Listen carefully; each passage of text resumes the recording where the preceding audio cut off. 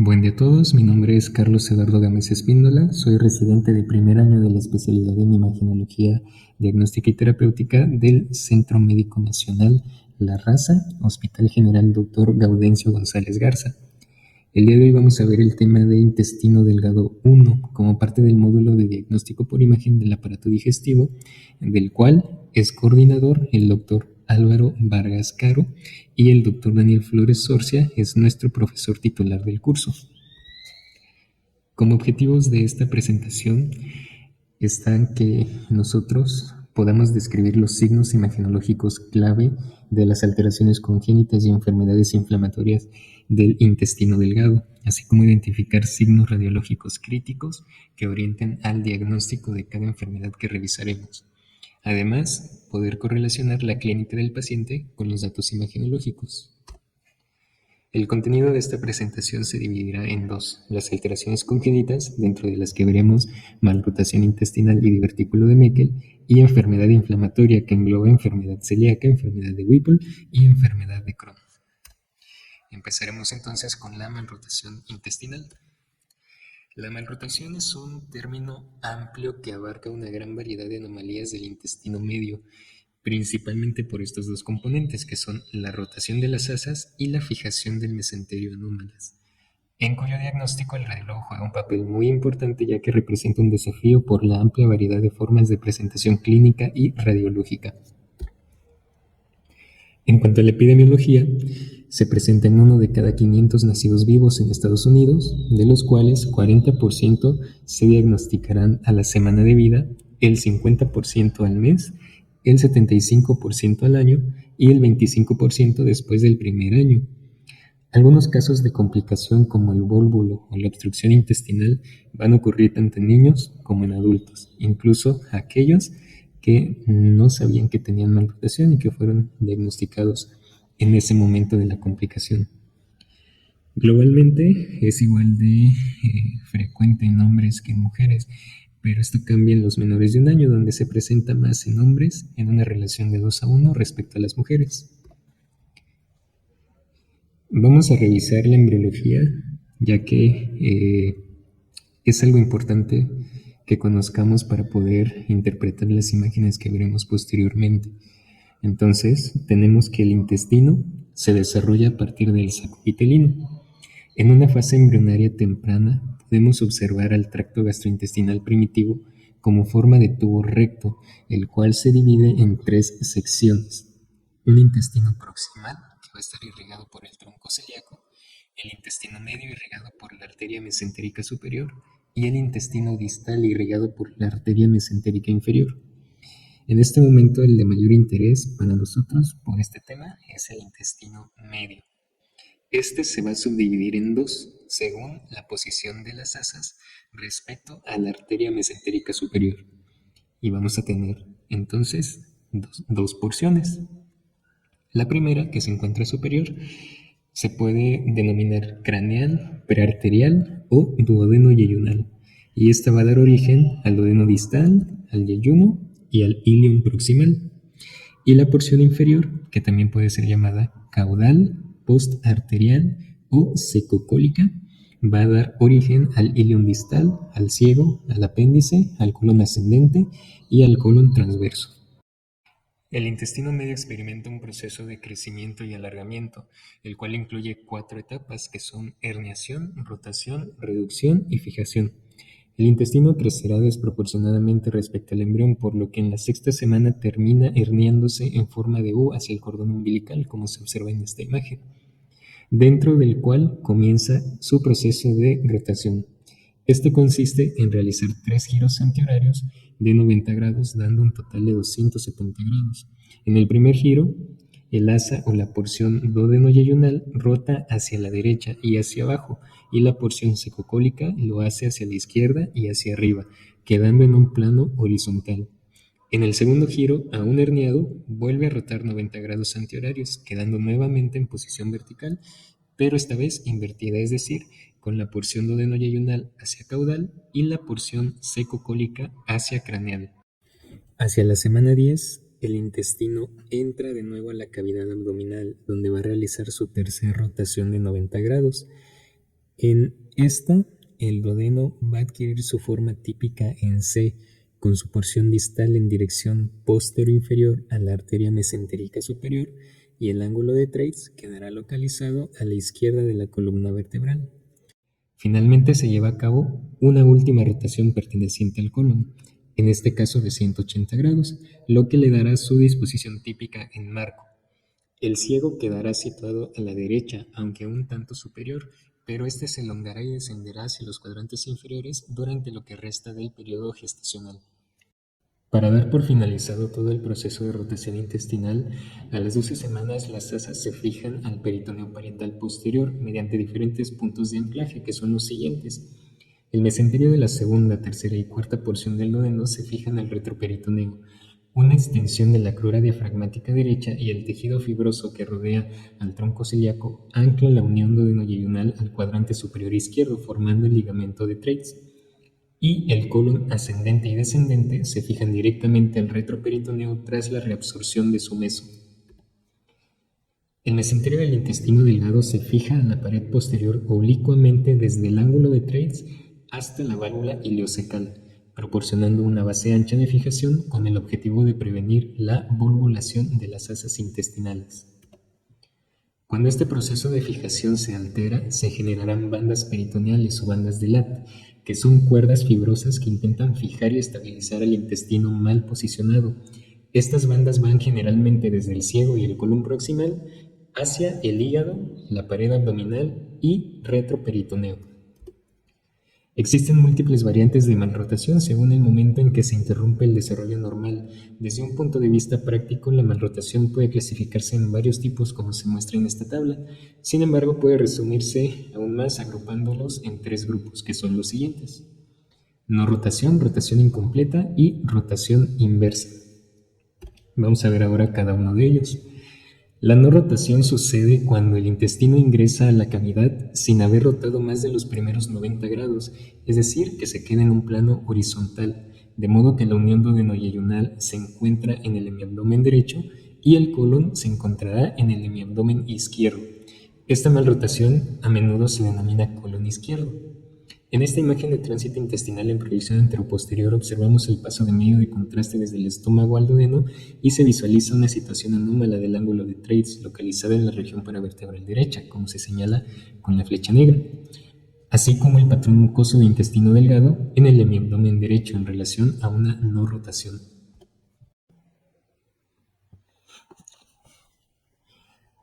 La rotación incompleta representa un fallo que se produce durante la rotación final de 180 grados del intestino delgado, es decir, cuando se está llevando a cabo el segundo o tercer giro, o en la rotación final de 180 grados antihorarios del colon. Esto dará como resultado que el intestino ocupe una posición intermedia entre la no rotación y la disposición normal postnatal. Aquí lo más importante es recordar que en la rotación incompleta el ángulo de Treitz va a quedar a la derecha de la línea media y el ciego en una posición alta, prácticamente juntos. Esto hará que el mesenterio, que normalmente tiene una extensión amplia como se observa en el primer esquema, ahora formará un pedículo, lo cual predispone al intestino medio a volvularse. Además, es frecuente que estos pacientes tengan bandas de Latt que condicionarán obstrucción duodenal.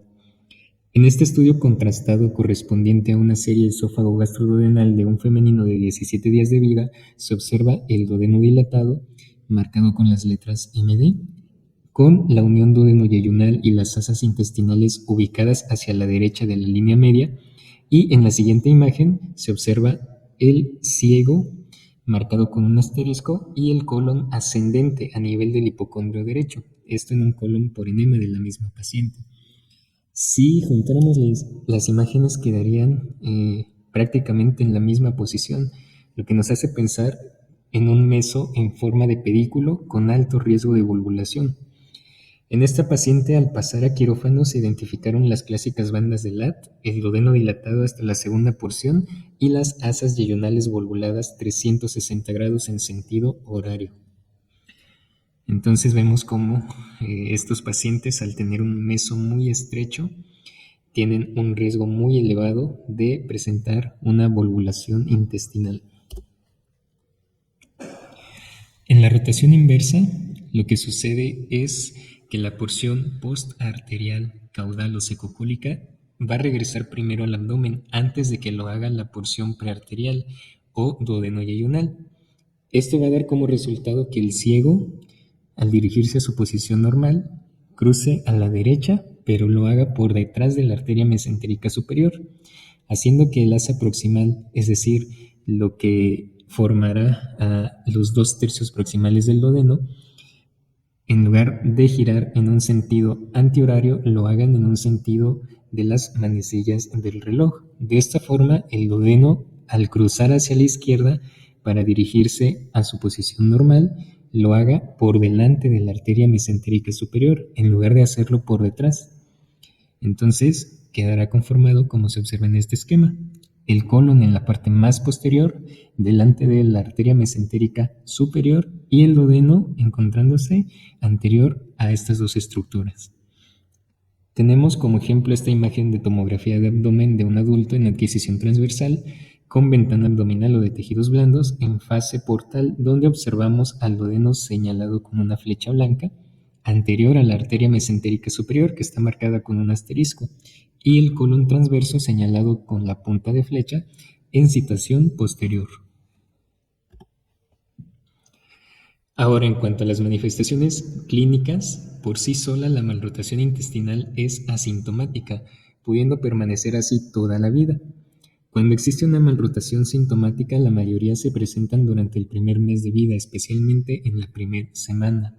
Estos síntomas son los típicos de una obstrucción intestinal por las dos razones que ya vimos: la torsión o volvulación de las asas alrededor del pedículo estrecho de mesenterio, o por obstrucción de la segunda o tercera porción del duodeno por bandas de Ladd. Entonces, en el periodo neonatal, el principal síntoma será los vómitos biliosos, que son así porque la obstrucción es distal a la ampolla de váter. En un neonato que ha sido normal los primeros días de vida y comienza con vómitos biliosos, lo primero que debe descartarse es un vólvulo intestinal, que no significa que lo tenga, pero la exploración radiológica debe ser obligatoria para excluir malrotación con vólvulo. Cuando la malrotación se manifiesta fuera del periodo neonatal, suele presentarse de forma insidiosa, con dolor abdominal crónico, recurrente, que se exacerba con alimentos, vómitos intermitentes, retraso pondoestatural, diarrea, estreñimiento y mala absorción. En el adulto, la malrotación suele ser asintomática. Algunos tienen signos clínicos de malnutrición por mala absorción con hipoproteinemia secundario a vólvulo crónico intermitente. Ahora vamos a comenzar con el diagnóstico por imagen. Ante cualquier paciente sintomático siempre debe comenzarse por una radiografía convencional de abdomen en decúbito supino y bipedestación. Los datos radiográficos en realidad son variables y es muy poco frecuente que se diagnostique por una radiografía. Sin embargo, nos puede ayudar a excluir otras etiologías. En la radiografía lo que buscaremos principalmente son los diferentes patrones de gas intestinal, dentro de los que podemos encontrar los siguientes. Por ejemplo, en una obstrucción duodenal completa, observaremos el signo o la imagen típica de la doble burbuja, como se observa en esta imagen de una radiografía de abdomen en proyección anteroposterior, donde la burbuja mayor que se encuentra a la izquierda corresponde al estómago y la menor a la derecha corresponde al duodeno. Sin embargo, esto es indistinguible de otras causas de obstrucción duodenal como la atresia duodenal o un páncreas anular. La malrotación es más frecuente que se presente como una obstrucción duodenal incompleta, como se observa en esta radiografía de abdomen, donde vemos también dilatación del estómago y del duodeno no tan marcada y presencia de gas distal. Como vimos anteriormente, es frecuente que en los pacientes que tienen bandas de Ladd que atraviesan sobre el duodeno causen una obstrucción que pudiera ser total, pero lo más común es que sea parcial.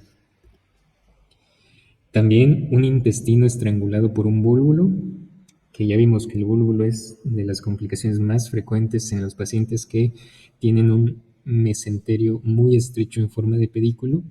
Lo vamos a observar como un abdomen prácticamente radiopaco en su totalidad, a excepción del aire contenido en el estómago, ¿Qué observamos en esta imagen de una radiografía de abdomen en anteroposterior? Lo más común en una malrotación es que el paciente tenga un patrón de gas normal.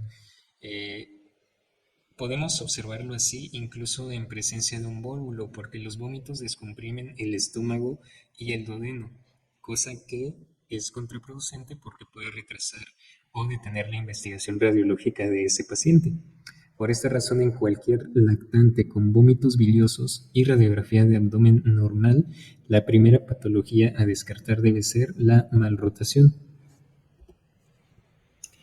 Ahora, en cuanto a los estudios contrastados, de ellos veremos primero el tránsito intestinal, que es el estudio de lesión para diagnosticar una malrotación. Tiene una sensibilidad del 93 al 100%. Y para realizar el diagnóstico nos basaremos en identificar una posición anómala de la unión duodeno-yeyunal.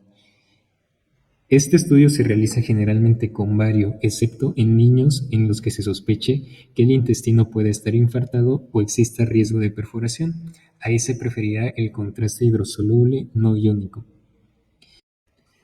Primeramente, en el tránsito intestinal vamos a ver cómo se debe observar normalmente para que podamos identificar cuando este estudio esté alterado. En la proyección anteroposterior, la unión duodeno-yeyunal se sitúa normalmente a la izquierda de los pedículos vertebrales izquierdos.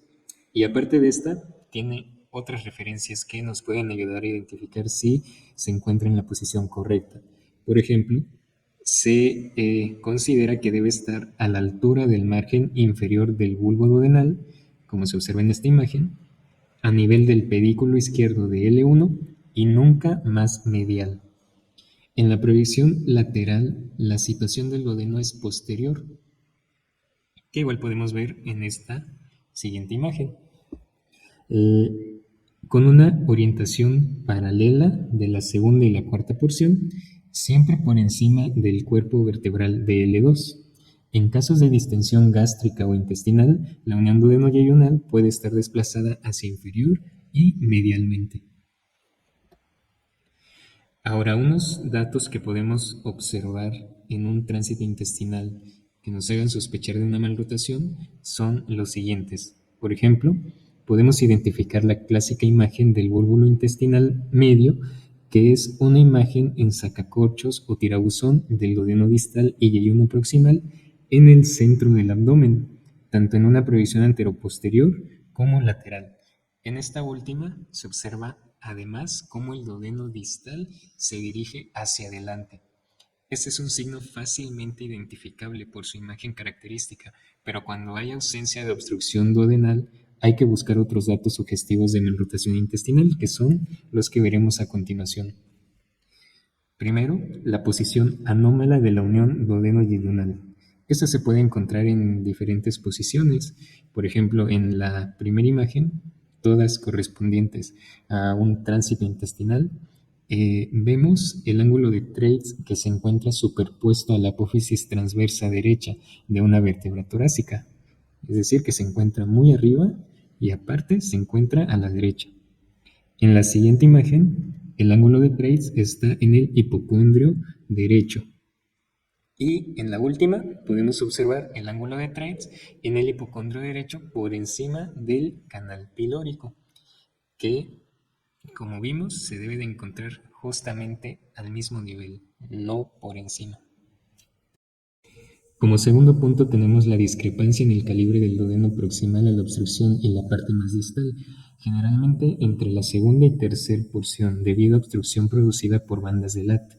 En estas imágenes de un tránsito intestinal en provisión anteroposterior y lateral oblicua, se muestra dilatación duodenal de la primera y segunda porción por obstrucción incompleta, ya que también se ve un paso inadecuado del medio de contraste hacia la tercera y cuarta porción y hacia el yeyuno. Esto en un paciente en el que la cirugía demostró que la obstrucción estaba producida por bandas de LAT. El siguiente punto es la configuración en Z de duodeno y el yeyuno proximal. En estas imágenes correspondientes a una magnificación de un tránsito intestinal en proyección anteroposterior y lateral, se observa cómo al paso del medio de contraste a través del duodeno distal y yeyuno proximal, estos adquieren una forma en Z, esto en el contexto de un paciente asintomático. Y por último, la localización del yeyuno proximal en la parte derecha del abdomen, como en esta imagen de un tránsito intestinal en provisión anteroposterior, donde observamos cómo, tras el paso del medio de contraste desde el estómago al duodeno y yeyuno proximal, este último se localiza en el hemiabdomen derecho, cuando lo normal es que se localice en el hemiabdomen izquierdo y se dirija a la región periumbilical. Este dato por sí solo no es indicativo de malrotación, pero nos debe obligar a buscar datos adicionales. También hay que considerar los cambios en el tránsito intestinal sugestivos de malrotación y diferenciarlos de las variantes normales del duodeno, como son el desplazamiento inferior normal de la unión duodeno-yeyunal, que podemos observar en la primera imagen, donde se señala con una flecha el ángulo de Treitz, que no está a nivel del bulbo duodenal, marcado con un asterisco, esto en un paciente prematuro. Y el duodeno en M, también llamado Wandering Duodenum o duodeno aberrante, correspondiente a las imágenes de abajo, donde se muestra un trayecto más largo y serpenteante del duodeno en lugar del típico trayecto en forma de C. Sin embargo, tanto la vista frontal como la lateral muestran una posición normal de la unión duodeno-yeyunal, que se encuentra señalada con una flecha. Ahora pasamos al colon por enema. El colon por enema ha caído en desuso por buenas razones, y esto es que el 15% de la población tiene un ciego móvil y en el 20% de las malrotaciones el ciego está en posición normal. La posición normal del ciego no excluye tampoco que haya una malrotación. Además, son muy comunes las variaciones normales de la posición y movilidad cecal, y el límite entre lo normal y lo patológico está mal definido. Por eso no puede ser un estudio que se solicite al inicio. Sin embargo, no todo es malo. En casos en los que ya se realizó un tránsito intestinal y quedó duda, puede ser de utilidad demostrar mediante un colon por enema la malposición cecal, lo que podría confirmar el diagnóstico. En este estudio podemos encontrar una malposición completa del colon, como observamos en la primera imagen, donde se ve el colon completo en una posición anómala y el ciego en el hipocondrio izquierdo. En la segunda imagen observamos lo que suele ser más frecuente, que es una posición normal de todo el colon, excepto del ciego y el colon ascendente, que se encuentran en hipocondrio derecho. En cuanto al ultrasonido, aunque es menos sensible y específico que el tránsito gastrointestinal para diagnosticar la malrotación, es útil para detectarla precozmente y diagnosticar sus complicaciones con rapidez y a bajo coste. La sospecha diagnóstica se establece valorando la posición de la arteria y la vena mesentérica superior. La posición de la arteria es constante, por lo que la vena es la que va a reflejar el desarrollo y posición de las asas intestinales. La relación normal es la misma que hay entre la aorta y la vena cava inferior, es decir, la vena se sitúa a la derecha de la arteria en el plano transversal, como se muestra en la primera imagen de un ultrasonido abdominal realizado con un transductor convexo en escala de grises, donde se observa claramente esta disposición de la vena. En cambio, en la malrotación, la vena se sitúa frecuentemente a la izquierda de la arteria, pero, como dicen las letras rojas, no es lo suficientemente específico ni sensible. Esto porque la relación invertida entre la arteria y la vena mesentérica superior se ha descrito en pacientes con rotación normal, y el 30% de pacientes con malrotación tiene una relación arteria-vena normal, por lo que una relación vascular alterada no es patognomónica, pero sí obliga a realizar otro estudio, preferentemente un tránsito intestinal. El ultrasonido es la prueba de elección cuando se sospecha de un vólvulo de intestino medio. El signo más característico corresponde al meso y sus estructuras vasculares girando alrededor de la arteria mesentérica superior, en sentido horario, pudiendo observar el signo del remolino. En estas imágenes de un ultrasonido abdominal realizado con transductor lineal en escala de grises y con aplicación de Doppler Color, vemos a la arteria mesentérica superior en el centro, señalada con una flecha amarilla en ambas imágenes, y al mesenterio con su paquete vascular señalado con la flecha blanca en la imagen inferior, donde se observa girando alrededor de la arteria mesentérica superior en sentido horario. Ahora pasamos a la tomografía. Esta no suele realizarse de rutina, pero es útil para excluir otros procesos patológicos.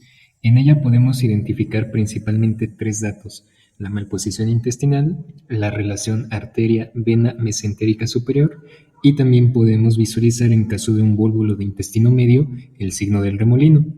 Como ejemplo de malposición intestinal, tenemos esta imagen de una tomografía de abdomen en reconstrucción coronal con ventana para tejidos blandos y aplicación de medio de contraste intravenoso, donde observamos al intestino delgado marcado con asteriscos, localizado a la derecha del abdomen, el ciego en la línea media, marcada con una flecha delgada, y el colon en el hemiabdomen izquierdo, marcado con la flecha ancha.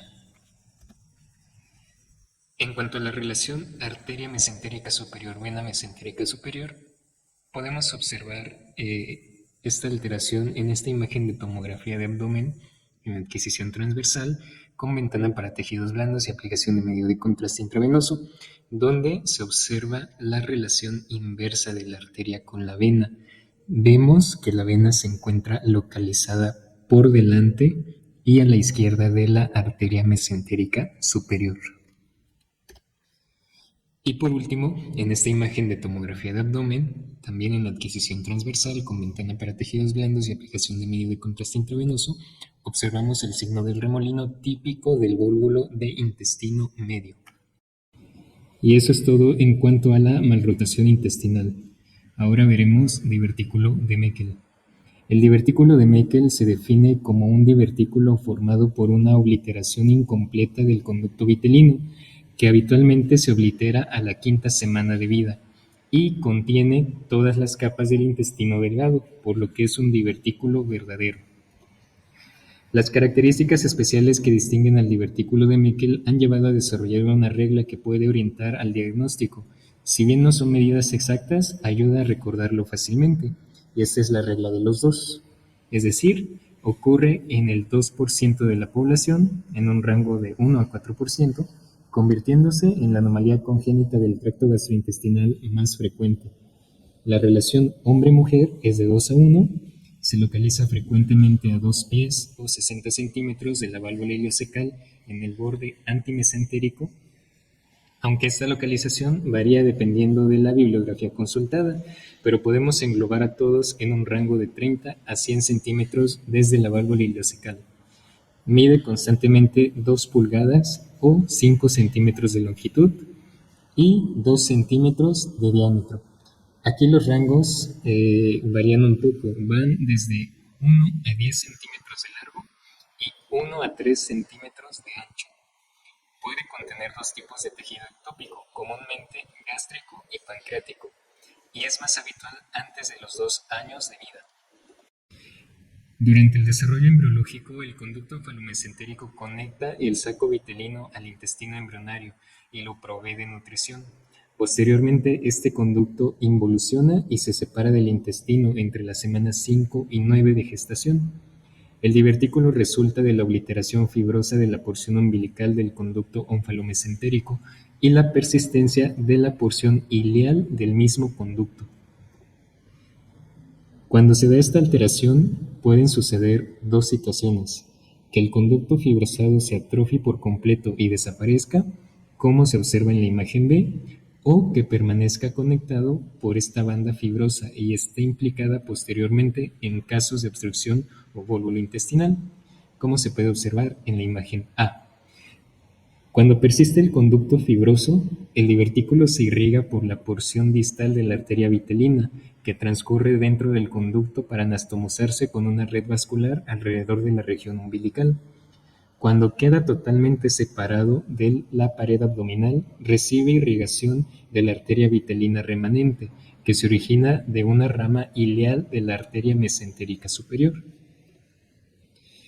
El cuadro clínico varía notablemente dependiendo de las complicaciones.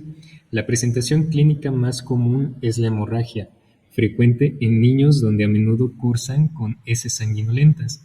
Si la hemorragia es lenta, puede haber incluso melena.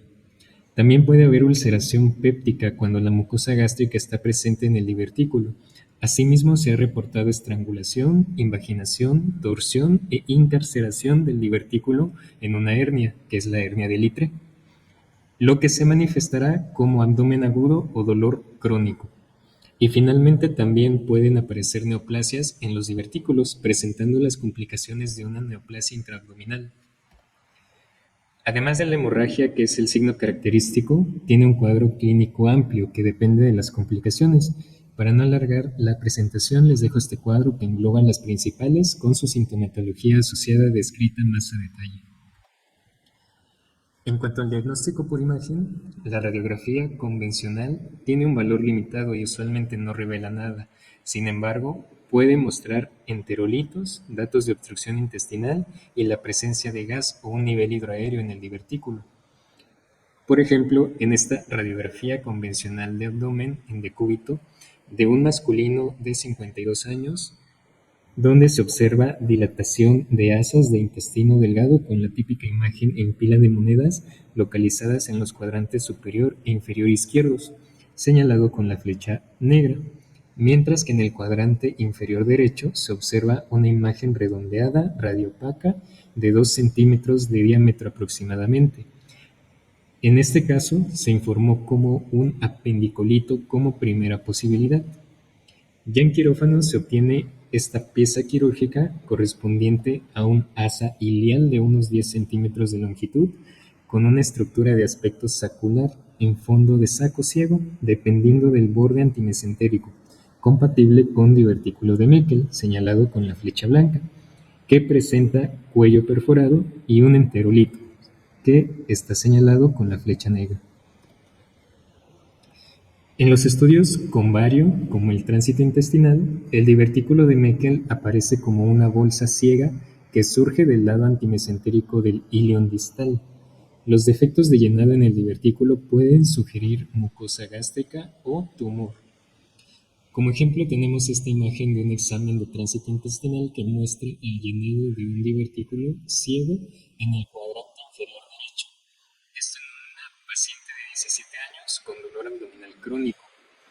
Hay casos en los que el divertículo de Meckel puede estar invertido, sirviendo como un punto de arrastre para una intususcepción, y aparece como un defecto de llenado polipoide. En cuanto al ultrasonido, este va a mostrar una estructura llena de líquido en el cuadrante inferior derecho, con apariencia de una asa intestinal ciega, de pared gruesa, y una conexión clara con el asa de intestino delgado normal y peristáltico. Como ejemplo tenemos esta imagen de ultrasonido abdominal con transductor convexo en escala de grises en una mujer de 30 años que muestra un asa que termina en saco ciego señalado con la flecha blanca corta. También puede verse el ciego señalado con la flecha blanca larga y los vasos ilíacos señalados con la punta de flecha. En el estudio tomográfico puede verse una estructura ciega, llena de líquido o gas, en continuidad con el intestino delgado. La tomografía también puede mostrar enterolitos, intususcepción, diverticulitis y obstrucción del intestino delgado. En esta imagen de tomografía de abdomen en adquisición transversal con ventana para tejidos blandos y aplicación de medio de contraste intravenoso, se observa un asa ciega localizada en el ilion con realce mucoso tras el paso del medio de contraste en un paciente con divertículo de Meckel. La gammagrafía con tecnesio 99 pertecnetato tiene un valor diagnóstico y una sensibilidad limitada, siendo del 60% en adultos para el diagnóstico de divertículo de Meckel.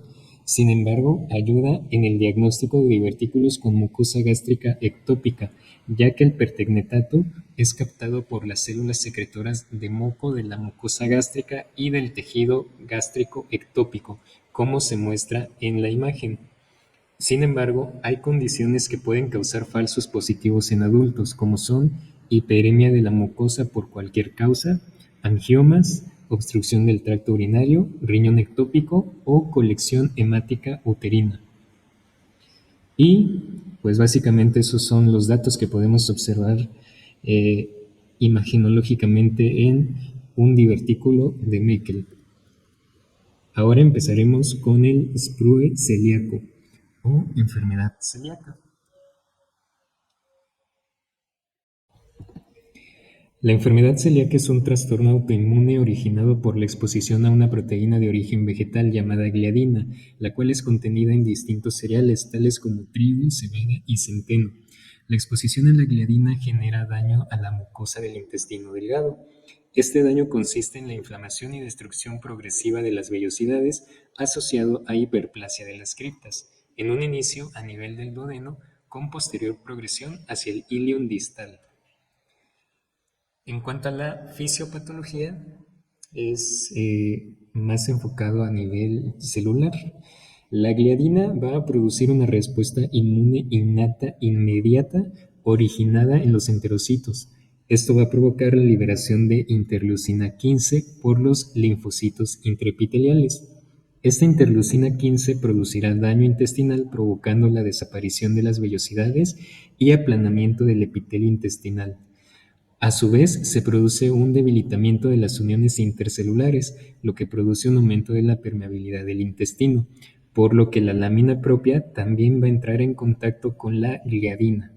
Al llegar ahí, será deaminada por la transglutaminasa tisular, permitiendo la interacción con los complejos mayores de histocompatibilidad, que son el DQ8 y DQ2, que se encuentran en la superficie de las células presentadoras de antígeno, esto en los pacientes genéticamente predispuestos.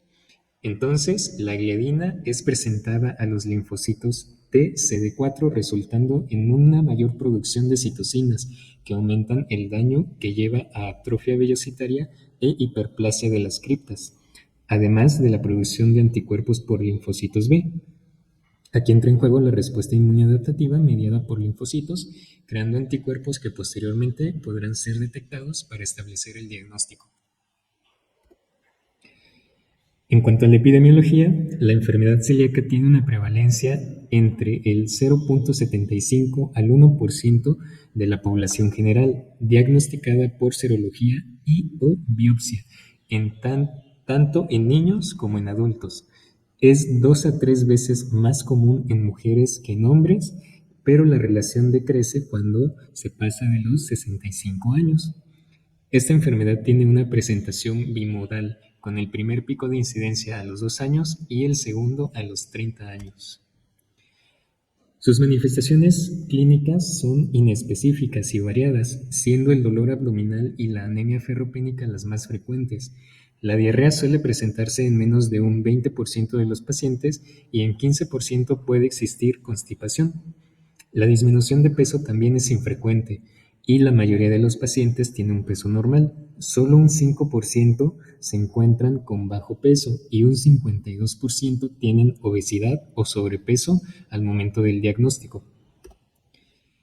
Además de los síntomas ya mencionados, hay otras manifestaciones clínicas menos frecuentes y todas ellas pueden ser agrupadas en síntomas menores y mayores. Es importante mencionar que la extensión del daño del intestino delgado no se relaciona con la severidad de la presentación clínica. Por ejemplo, en pacientes que cursaban la enfermedad incluso asintomáticos, después de la toma de biopsia se evidenció una atrofia vellositaria total.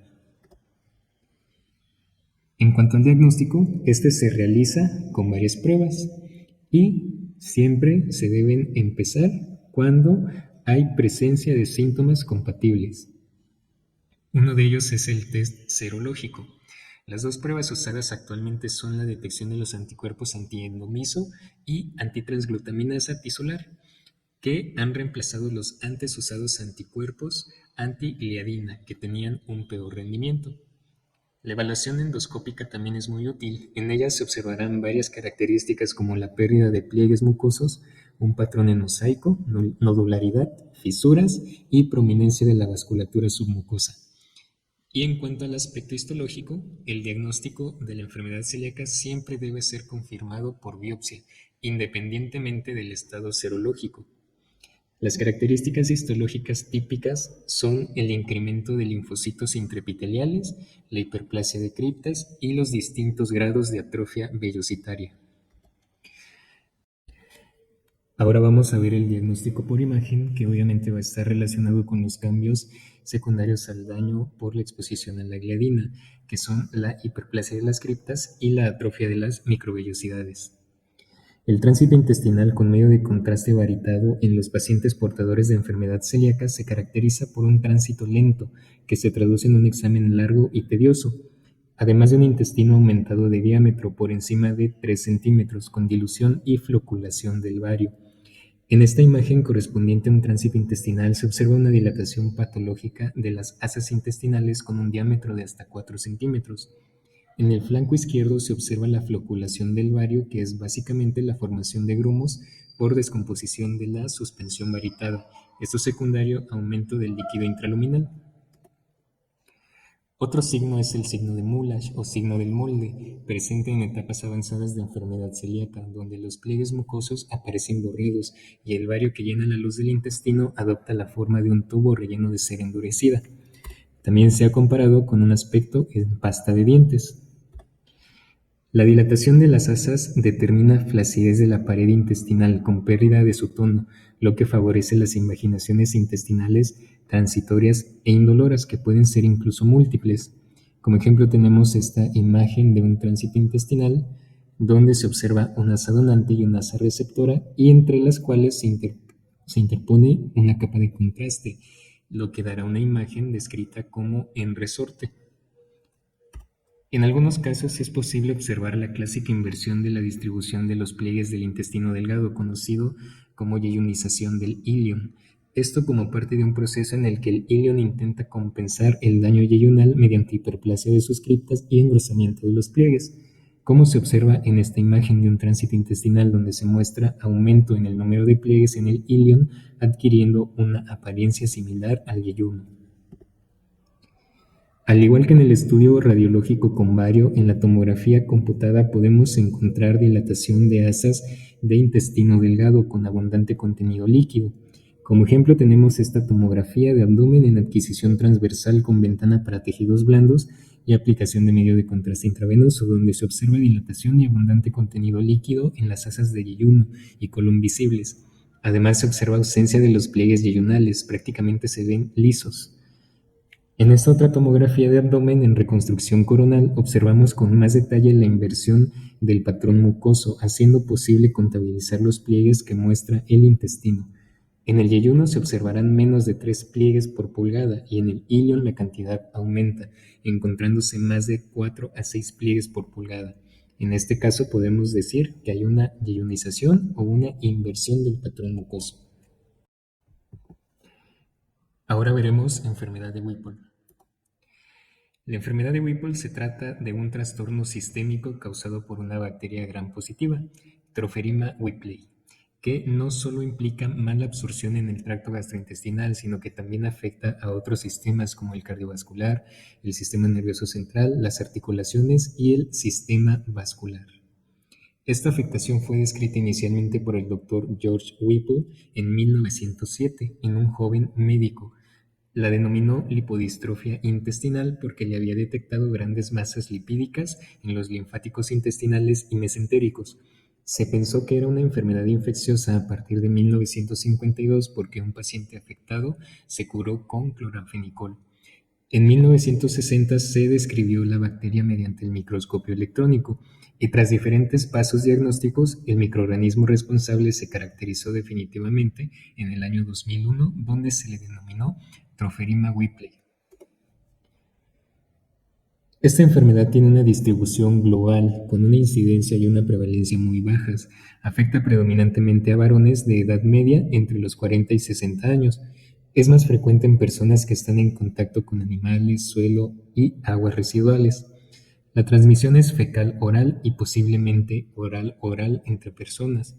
Se sabe que hay un alto porcentaje de portadores asintomáticos por estudios de PCR que se han realizado en saliva y heces de la población general y donantes de sangre, por lo que esto indica que la infección es frecuente, pero solo afecta a personas con susceptibilidad genética, es decir, aquellas con presencia del antígeno leucocitario humano B27 en sus leucocitos y personas con déficit de producción de interleucina 12 e interferón gamma, siendo incapaces de contener a la bacteria. Esta enfermedad presenta manifestaciones en múltiples órganos y sistemas. Hay varias formas de presentación. Están los portadores, la forma autolimitada, la clásica digestiva, la aguda autolimitada, localizada y otras formas especiales. En el 85% de los casos se ha descrito una fase prodrómica que puede durar hasta 6 años, con manifestaciones inespecíficas como fiebre, aunque puede no haberla, afectación del estado general y artralgias. Nos enfocaremos principalmente en la forma clásica digestiva, ya que es en la que habrá afectación del intestino delgado, causando disminución de la capacidad de absorción por infiltrados inflamatorios de la mucosa y obstrucción de ganglios mesentéricos.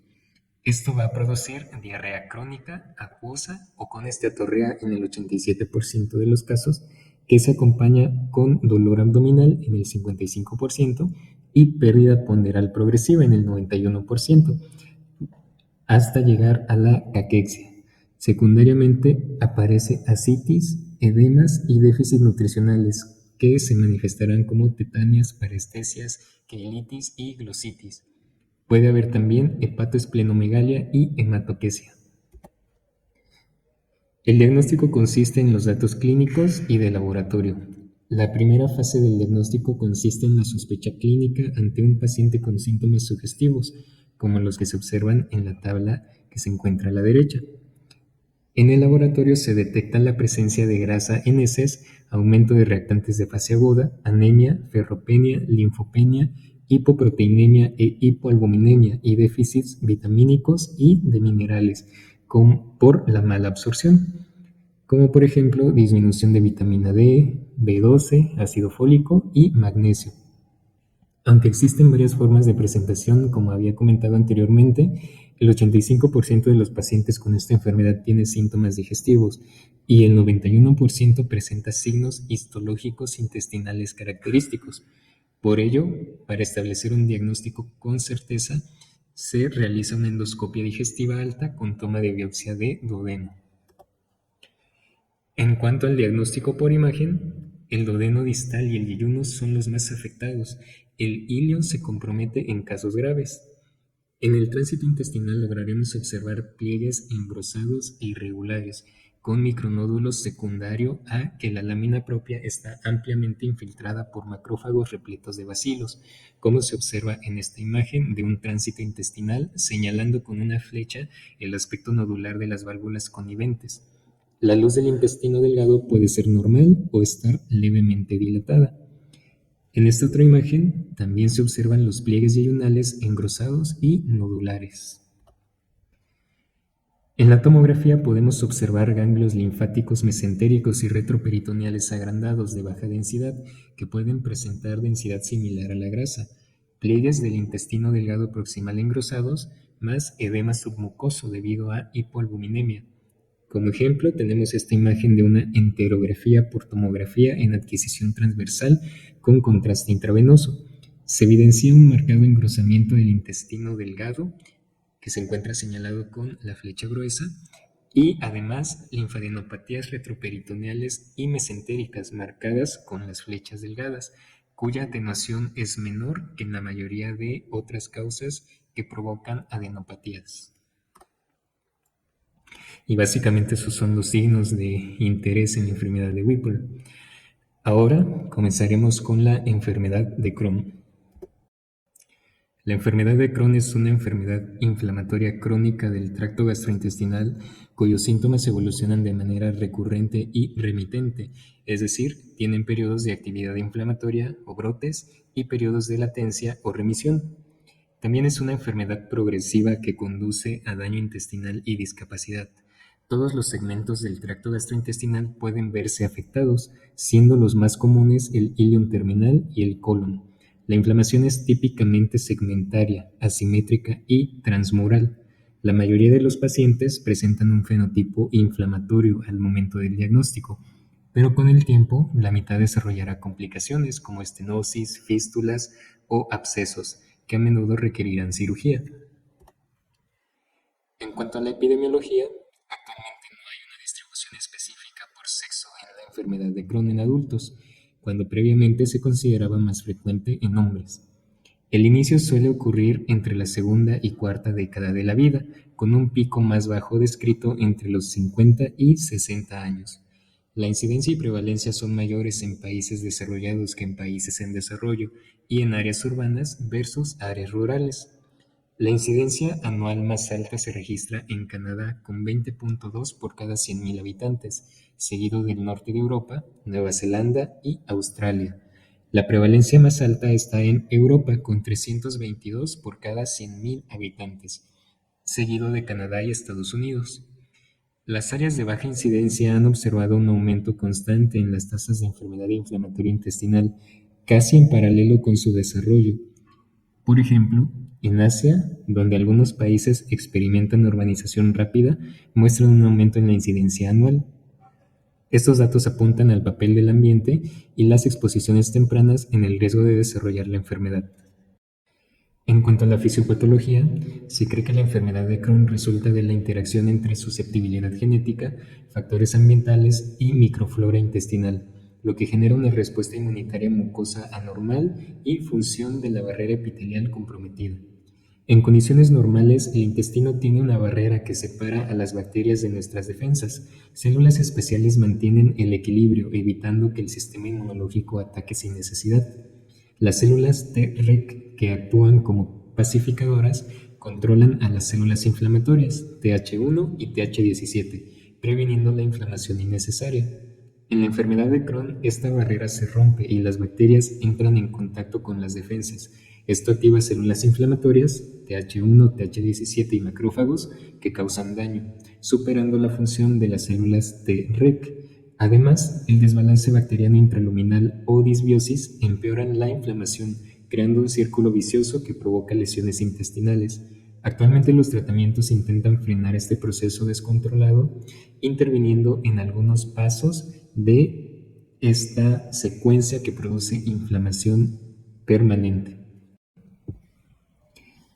Las manifestaciones clínicas pueden agruparse de acuerdo a la clasificación de Montreal, según el comportamiento de la enfermedad, que son 3 tipos: inflamatorio, estenosante y penetrante o fistulizante. Los pacientes que tienen un comportamiento inflamatorio pueden presentar diarrea, dolor abdominal, fiebre de bajo grado, fatiga, retraso en el crecimiento en el caso de niños y malnutrición. Aquellos que tienen un comportamiento estenosante presentarán dolor postprandial, distensión, náuseas y vómito, oclusión o suboclusión. Y los que tienen un comportamiento penetrante o fistulizante tendrán síntomas variados dependiendo de la localización de la fístula. Aquellos con una fístula enterourinaria tendrán fecaluria, neumaturia e infecciones urinarias recurrentes. Los que tengan una fístula rectovaginal presentarán dispareunia y descarga fecal a través de la vagina. Y si tienen una fístula enteroentérica pueden permanecer asintomáticos o presentar abscesos abdominales. En cuanto al diagnóstico por imagen, empezamos por el tránsito intestinal. En esta magnificación de un tránsito intestinal podemos observar en el ilion distal imágenes puntiformes de acúmulo de varios rodeadas de edema que corresponden a úlceras superficiales o aftosas. En la siguiente imagen se observan ulceraciones profundas transversales al eje de la asa afectada que simulan espinas señaladas con las flechas rojas en un tallo representado por el asa intestinal, conformando así el signo de espinal del rosal. En esta magnificación de un tránsito intestinal observamos cómo el segmento afectado del ilion terminal aparece como una fina línea hiperdensa, ya que la presencia de espasmo y engrosamiento de la pared provoca estenosis de la luz. Su aspecto se ha comparado con una cuerda, de ahí el nombre del signo. En esta misma imagen podemos observar cómo la parte afectada del intestino está separada de los otros segmentos, dando el signo de la asa orgullosa, secundario a proliferación de la grasa adyacente. Otro signo es el de empedrado, formado por la presencia de úlceras longitudinales y transversales con islotes de mucosa sana entre ellas. Provoca la apariencia de empedrado en la mucosa del segmento intestinal afectado. Como podemos ver en esta magnificación de tránsito intestinal, donde se observan imágenes lineales radiopacas correspondientes a úlceras o fisuras longitudinales y transversales, dejando entre ellas mucosa sana, la cual se observa como zonas radiotransparentes. El ultrasonido también nos es útil en esta enfermedad. En él podemos observar engrosamiento de la pared conservando la firma intestinal, es decir, que se pueden identificar todas las capas, que en esta imagen, por ejemplo, de adentro hacia afuera, podemos identificar la mucosa hiperecoica, la muscular de la mucosa hipoecoica, la submucosa hiperecoica, la muscular propia hipoecoica y por último la capa serosa hiperecoica. Esta imagen corresponde a un ultrasonido realizado con un transductor lineal en escala de grises, donde observamos una pared engrosada de 5 milímetros, la cual conserva la diferenciación de todas sus capas, al igual que el colon en eje longitudinal que observamos en la imagen inferior, correspondiente a un ultrasonido abdominal con transductor convexo en escala de grises, donde el espesor de la pared midió 9 milímetros de grosor. También podemos observar signos que sugieran actividad inflamatoria. Por ejemplo, en la imagen de arriba observamos un ultrasonido con transductor lineal en escala de grises donde se muestra el meso de un asa afectada con prominencia de estructuras vasculares y de la grasa. En la imagen de abajo, ya con aplicación de Doppler Color, se muestra aumento del flujo vascular de la pared de un asa afectada. Ahora entramos a los datos por tomografía y resonancia magnética. La enterotomografía, por tomografía y resonancia magnética, se han convertido en métodos ampliamente aceptados para realizar una evaluación detallada del intestino delgado en pacientes con enfermedad de Crohn. Ambas técnicas pueden ayudar a identificar la afectación, actividad y extensión de la enfermedad junto con la presencia de complicaciones. Además, pueden ayudar a evaluar la respuesta al tratamiento médico o la progresión de la enfermedad en exámenes de seguimiento. Podemos agrupar los datos encontrados en los estudios de imagen en tres grupos, que son datos imagenológicos en la pared intestinal asociados con inflamación en la enfermedad de Crohn en intestino delgado, datos imagenológicos en enfermedad de Crohn penetrante y datos imagenológicos mesentéricos asociados con enfermedad de Crohn en intestino delgado. Una distensión visceral adecuada es el requisito principal de la tomografía computarizada del intestino delgado, por lo que se requiere de la administración de un medio de contraste entérico neutro, como el agua o el polietilenglicol, 45 a 60 minutos antes de realizar el examen. Se utilizarán de 400 a 800 mililitros para la población pediátrica y de 800 a 1500 mililitros para los adultos. Esto después de un periodo de ayuno de 4 a 6 horas. También se inyecta medio de contraste yodado intravenoso, aproximadamente 1.5 mililitros por kilogramo, para visualizar la fase entérica a los 45 a 50 segundos y la fase venosa a los 60 a 70 segundos después del inicio de la administración del medio de contraste. Comenzaremos con el primer grupo, que son los datos imagenológicos en la pared intestinal. Aquí lo que buscaremos es un realce mural segmentario que puede ser de tres tipos: asimétrico, estratificado y homogéneo. Se evalúa en la fase entérica o portal, ya que no se ha mostrado diferencia entre la detección de lesiones en ambas fases. Empezamos con el realce asimétrico. Este es un dato específico para la enfermedad de Crohn en intestino delgado por afectación del borde mesentérico, como se muestra en esta imagen de enterografía por tomografía, donde se observa engrosamiento e hiperrealce asimétrico de la pared intestinal a lo largo del lado mesentérico, señalado por las cabezas de flecha, con relativo respeto del lado antimesentérico del ilion, señalado con las flechas rectas. Estos son datos consistentes con inflamación activa secundaria a enfermedad de Crohn. También se observa un segmento diferente de asa intestinal con estrechamiento luminal prácticamente total, señalado con la flecha punteada. El realce estratificado se define como un realce de la porción interna de la pared, dando un aspecto bilaminar, o de la porción interna y externa observando una imagen trilaminar. Por ejemplo, en esta imagen de enterografía por tomografía con medio de contraste oral neutro, que muestra hiperrealce mural estratificado bilaminar con engrosamiento de la pared de intestino delgado, marcado con las flechas blancas, e hiperrealce de la porción interna de la pared intestinal, que se señala con las flechas discontinuas, esto provocando estrechamiento luminal. Aunque el realce trilaminar también puede observarse por tomografía, se identifica mejor en una resonancia magnética por la resolución de contraste superior. como en este ejemplo, que es una imagen de enterografía por resonancia magnética en adquisición coronal enfatizada en T1 con contraste intravenoso y supresión de grasa con medio de contraste oral bifásico en un paciente diferente que muestra engrosamiento de la pared del intestino delgado con hiperrealce mural trilaminar señalado con la flecha. Datos consistentes con una enfermedad de Crohn inflamatoria activa.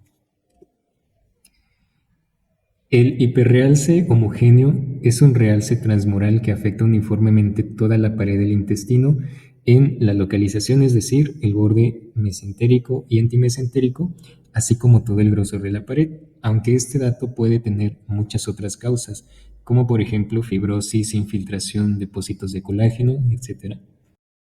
Ahora, siguiendo con la pared, también debemos buscar engrosamiento que puede ser leve, moderado y grave. En esta imagen de reconstrucción coronal de enterografía por tomografía con medio de contraste oral neutro, se observa engrosamiento leve de la pared intestinal con hiperrealce mural asimétrico a lo largo del borde mesentérico en varios segmentos de intestino delgado, los cuales se encuentran señalados con las flechas blancas.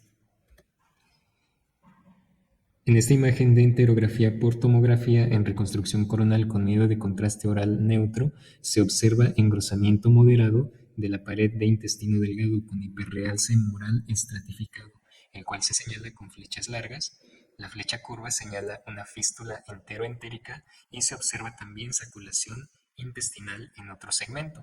En el borde antimesentérico, señalado por las flechas punteadas, secundario a inflamación asimétrica de la pared. En esta enterografía por resonancia magnética en adquisición transversal enfatizada en T2 con supresión de grasa con medio de contraste oral bifásico, se observa engrosamiento grave de la pared de intestino delgado, edema mural con señal hiperintensa en comparación con la pared intestinal normal y marcado estrechamiento luminal. Otro aspecto a evaluar es el edema intramural que producirá cierto grado de estenosis. Podemos encontrar tres escenarios: la estenosis probable sin dilatación proximal, la estenosis con dilatación proximal leve y la estenosis con dilatación proximal moderada a grave. En la primera, como observamos en esta enterografía por tomografía en reconstrucción coronal con medio de contraste oral positivo en un paciente con enfermedad de Crohn, muestra un engrosamiento de la pared de intestino delgado que provoca estrechamiento luminal, señalado con la flecha, sin dilatación proximal, señalado con la cabeza de flecha. Para la estenosis con dilatación proximal, como ejemplo tenemos esta imagen de enterografía por tomografía en adquisición transversal con medio de contraste oral neutro que muestra una estenosis en el ilion, el cual se señala con la flecha blanca, con dilatación proximal leve, la cual se señala con las puntas de flecha, además de presencia de heces en el intestino dilatado. Como ejemplo de la estenosis con dilatación proximal moderada o grave, tenemos esta imagen en reconstrucción coronal de una enterografía por tomografía con medio de contraste oral neutro, donde se observa engrosamiento de la pared en el ilion distal con hiperrealce mural estratificado, señalado con la flecha blanca, que causa estrechamiento luminal y dilatación proximal moderada a grave, marcado con las cabezas de flecha. Además, hay dos estenosis yeyunales adicionales en el cuadrante superior izquierdo que no condicionan dilatación. Otro dato a buscar son ulceraciones en la pared. En esta magnificación de enterografía por tomografía en adquisición transversal con medio de contraste oral neutro, se observa un segmento de intestino delgado con engrosamiento de la pared y realce mural estratificado, con una ulceración luminal que interrumpe la continuidad de la mucosa. Las saculaciones que ya habíamos visto en una imagen previa también estarán presentes en estos pacientes. Esta imagen de enterografía por tomografía en reconstrucción coronal con medio de contraste oral neutro se observa varias saculaciones a lo largo de la pared antimesentérica de un segmento de intestino delgado, lo cual se señala con flechas blancas, e inflamación asimétrica a lo largo de la pared mesentérica, marcado con las puntas de flecha. Ahora veremos los datos imagenológicos presentes en la enfermedad de Crohn penetrante. El primero de ellos es el trayecto sinusoide. Este se define como un trayecto ciego que se extiende más allá de la serosa de la pared intestinal, pero no llega a órganos adyacentes ni a la piel. Dentro de esta alteración encontramos a las fístulas simples y complejas. Las fístulas simples son trayectos únicos extraentéricos que conectan la luz intestinal con otra superficie epitelizada. Como ejemplo tenemos esta imagen de enterografía por resonancia magnética en adquisición transversal, enfatizada en T2 con medio de contraste oral bifásico, que muestra engrosamiento grave y edema de la pared del ilion, el cual se encuentra marcado con la flecha blanca. Y también está aumentado el tamaño de la pared del colon recto sigmoide, señalado con la cabeza de flecha negra. Se señala también una fístula enteropólica y un trayecto sinusal ciego que surge del ilion. La fístula se señala con la flecha blanca y el trayecto sinusoide con la flecha negra. Las fístulas complejas se definen como la presencia de más de un trayecto fistuloso que resulta en apariencia en forma de asterisco debido a la angulación y fijación que provoca en las asas. ¿Cómo se observa en esta tomografía en reconstrucción coronal con medio de contraste intravenoso con múltiples fístulas enteroentéricas que al dirigirse al mesenterio y al fijar las asas del intestino generan esta apariencia de asterisco? Además, encontramos engrosamiento de la pared con realce estratificado en el cuadrante inferior derecho, marcado con una flecha blanca. La masa inflamatoria es otro dato que encontramos en la enfermedad de Crohn penetrante. Se define como inflamación mesentérica densa, sin un componente líquido o pared definida, adyacente a un segmento intestinal con inflamación mural. En esta imagen de enterografía por tomografía con medio de contraste oral positivo, se muestra engrosamiento de la pared intestinal que afecta el colon ascendente, además de una masa inflamatoria mesentérica adyacente que realza tras la aplicación del medio de contraste. Como último dato de la modalidad penetrante está el absceso. Este se define como una colección de líquido con realce en anillo en la enterografía por tomografía con contraste debido a una pared bien formada, con o sin gas en su interior. Esta imagen de enterografía por tomografía en adquisición transversal con medio de contraste oral neutro muestra una colección de líquido en el cuadrante inferior derecho, con realce en anillo, correspondiente a un absceso adyacente a un segmento de intestino delgado de pared gruesa, con hiperrealce mural estratificado y estrechamiento luminal. Ahora entramos a los datos imagenológicos mesentéricos asociados a la enfermedad de Crohn en el intestino delgado, empezando por el edema o inflamación perientérico. Este se manifiesta como un aumento de la atenuación en la grasa mesentérica adyacente de las asas intestinales afectadas. Como ejemplo tenemos esta imagen de enterografía por tomografía en reconstrucción coronal con medio de contraste oral neutro donde se observa aumento de la atenuación de la grasa perientérica señalado con las cabezas de flecha adyacente a un segmento de intestino delgado de pared gruesa con hiperrealce mural donde también hay dilatación proximal del intestino delgado, el cual se encuentra señalado con la flecha blanca. La vasa recta engrosada se define como vasos sanguíneos engrosados que irrigan y drenan una asa intestinal inflamada. Se conoce como signo del peine y puede estar presente tanto en la enfermedad actual como previa. Un ejemplo es esta imagen de tomografía de abdomen en reconstrucción transversal con ventana para tejidos blandos y fase contrastada que muestra ingurgitación de la vasa recta correspondiente al signo del peine, señalado con la flecha azul. Se observa también dos segmentos de intestino delgado inflamados con pared engrosada y realce estratificado, señalado con las flechas blancas. La proliferación fibrograsa se refiere a la hipertrofia de la grasa mesentérica adyacente a segmentos intestinales afectados, que desplaza las estructuras circundantes. Este es básicamente el signo de la sorgullosa que habíamos visto previamente en el tránsito intestinal. La imagen de enterografía por resonancia magnética en adquisición transversal, enfatizada en T1 con supresión de grasa y medio de contraste oral bifásico, muestra proliferación fibrograsa circunferencial adyacente a un segmento de intestino delgado inflamado, de pared gruesa que tiene hiperrealce mural estratificado, específicamente un realce trilaminar. La trombosis venosa mesentérica generalmente ocurre adyacente a segmentos intestinales inflamados. Cuando es agudo, el trombo distiende la vena, pero cuando es crónico, las venas mesentéricas centrales pueden estar estrechadas, resultando en vasos colaterales distendidos. En la imagen de enterografía por tomografía en reconstrucción coronal con proyección de máxima intensidad y medio de contraste oral neutro, se observa estrechamiento de la vena iliocólica derecha, la cual se encuentra señalada por la flecha sólida, consistente con oclusión crónica, con múltiples venas colaterales mesentéricas dilatadas, señaladas con las cabezas de flecha, y un segmento ilial derecho de pared gruesa con hiperrealce mural estratificado bilaminar. Por último, las linfadenopatías. En la enfermedad de Crohn son comunes los ganglios linfáticos mesentéricos agrandados en su eje corto, siendo mayor a 1.5 centímetros de diámetro. En esta imagen de tomografía de abdomen en adquisición transversal con medio de contraste intravenoso se observa un realce de adenopatías localizadas en la raíz del mesenterio en relación a inflamación activa. Y con esta diapositiva concluimos la presentación.